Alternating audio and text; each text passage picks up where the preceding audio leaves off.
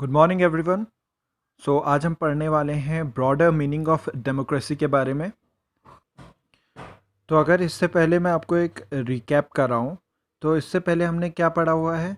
इससे पहले हमने पढ़ा हुआ है डेमोक्रेसी क्या होती है, उसके फीचर्स क्या हैं, ठीक है। आर्ग्यूमेंट्स अगेंस्ट डेमोक्रेसी और आर्ग्यूमेंट्स फॉर डेमोक्रेसी, यानी कि उसके एडवांटेजेस और डिसएडवांटेजेस हमने पढ़ लिए हैं।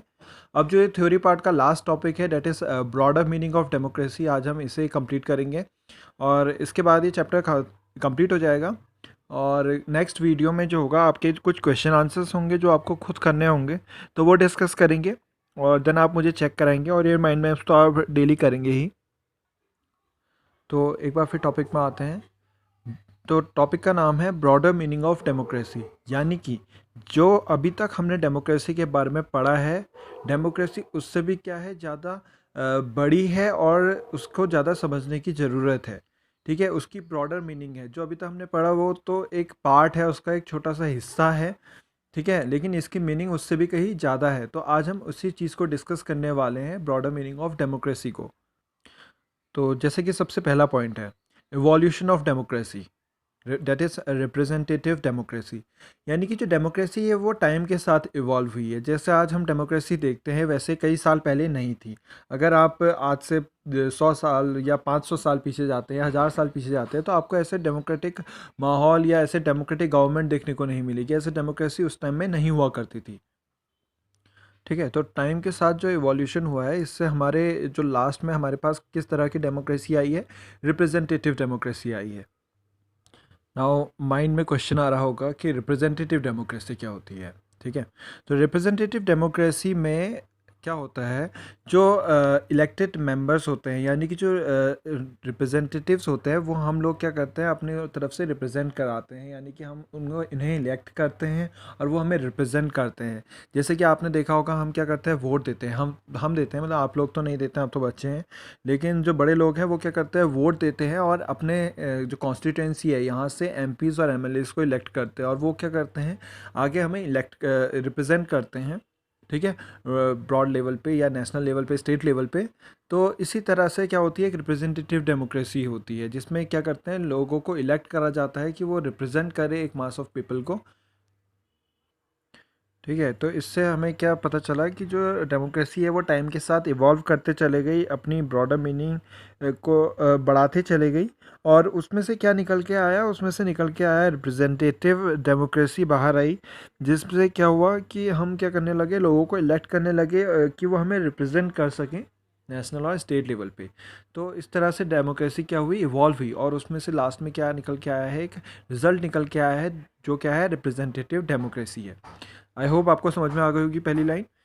अब नेक्स्ट क्या है, क्वेश्चन है एक, why representative democracy is necessary, representative democracy क्यों जरूरी है।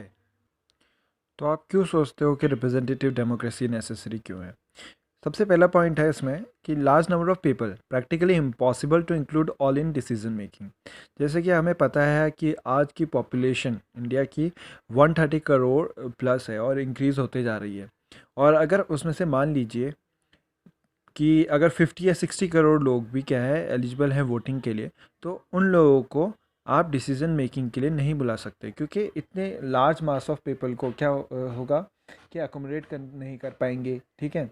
और डेली वो डिसीजन लेने के लिए नहीं, देने के लिए नहीं आ सकते। और अगर किसी की, अगर हम डिसीजन सुनते हैं अगर एक एक का भी, तो इसमें काफ़ी टाइम निकल जाएगा, 1 साल 2 साल निकल सकते हैं, जिससे क्या होगा, डिसीजन ले ही नहीं पाएंगे। तो प्रैक्टिकली इम्पॉसिबल है कि इतने लार्ज नंबर ऑफ पीपल को सिर्फ डिसीजन मेकिंग रिप्रेजेंटेशन में रखना। तो जिस तरह से पॉपुलेशन बढ़ती जा रही है, तो आपको आई होप पहला पॉइंट समझ में आ गया होगा कि लार्ज नंबर ऑफ पीपल हैं, तो प्रैक्टिकली इम्पॉसिबल हो जाता है इतने लोगों को डिसीजन मेकिंग में रखना। जिस तरह के इसलिए हमने क्या करा है, एक रिप्रेजेंटेटिव डेमोक्रेसी रखी है कि in large number of people को कौन रिप्रेजेंट करेगा, एक व्यक्ति रिप्रेजेंट करेगा, उनका इलेक्टेड मेंबर रिप्रेजेंट करेगा, जिससे क्या हो सके, उन लोगों की बात को नेशनल लेवल पे या स्टेट लेवल पे बता सके वो कि उनकी क्या ज़रूरतें हैं, ठीक है, और वो क्या चाहते हैं अपनी कॉन्स्टिट्यूएंसी में। Now second is people does not have the time, desire और the skills to take decisions. अब हर किसी के पास तो टाइम होगा नहीं, ठीक है, और काम भी होते हैं कितनों को। हर किसी के पास डिज़ायर नहीं होगी, वो चाहते नहीं होंगे कि वो डिसीज़न मेकिंग प्रोसेस में पार्ट लें। और कितने लोग अगर चाहेंगे भी तो उनके पास स्किल्स नहीं होंगी कि वो डिसीज़न ले पाएँ। ठीक है, हर किसी की स्किल्स अलग अलग होती हैं। तो इसलिए रिप्रेजेंटेटिव डेमोक्रेसी क्या हो जाती है, एक बहुत ज़रूरी हो जाती है, काफ़ी नेसेसरी हो जाती है। क्योंकि सबसे पहला पॉइंट यही है कि बहुत सारे लोग हैं, बहुत सारी पॉपुलेशन है, और इतने लोगों के डिसीज़न को एक साथ इम्प्लीमेंट नहीं करा जा सकता। और हमें इतने सारे अगर लोगों के डिसीज़न को सुनने के लिए टाइम चाहिए तो फिर कभी भी डिसीज़न नहीं ले पाएंगे। और दूसरा है कि हर किसी के पास समय नहीं है, हर किसी के पास डिज़ायर नहीं है कि वो डिसीज़न लेना चाहे, और हर किसी के पास स्किल्स नहीं है। तो वो कुछ रिप्रेजेंटेटिव लोग होते हैं, कुछ इलेक्टेड लोग होते हैं जो इस तरह के स्किल्स, इस तरह के टाइम और इस तरह की डिज़ायर लेके चलते हैं कि वो इतने लार्ज नंबर ऑफ पीपल को रिप्रेजेंट कर सकें नेशनल और स्टेट लेवल पे। Okay, now let's move on to the third point, that is democracy versus good democracy. तो जो डेमोक्रेसी वर्सेस गुड डेमोक्रेसी है, देखिए डेमोक्रेसी क्या है, डेमोक्रेसी क्या है, प्रिंसिपल्स हैं, इंस्टीट्यूशंस हैं। ठीक है, ये सब क्या आते हैं, डेमोक्रेसी में आते हैं। और गुड डेमोक्रेसी यानी कि जो अगर हम उन प्रिंसिपल्स को, उन इंस्टीट्यूशंस को बिल्कुल पीपल सेंट्रिक होके अगर अच्छी तरीके से यूज़ करें तो उसे गुड डेमोक्रेसी कहलाए, वो गुड डेमोक्रेसी कहलाएगी।